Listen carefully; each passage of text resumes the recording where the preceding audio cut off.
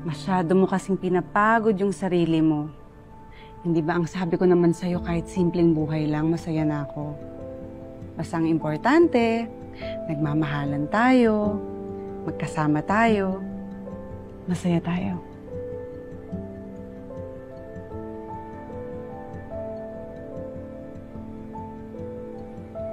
Babe.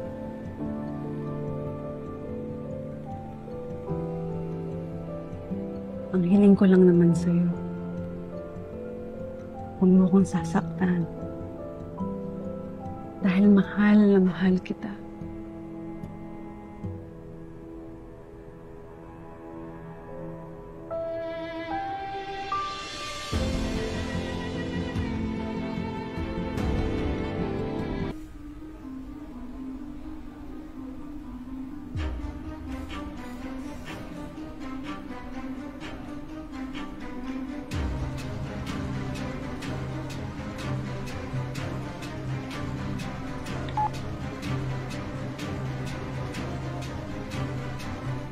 Ano ba yung nangyayari kay Mayim?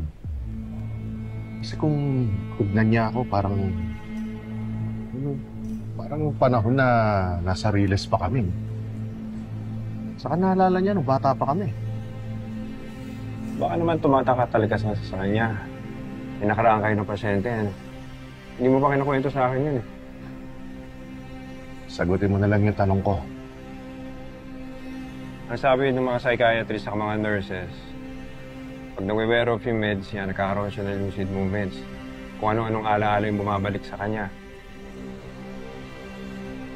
Gusto mo ba, taasan ko yung dosage ng meds niya para wala na siya maalala kahit kailan? Kakaroon ng side effect yun.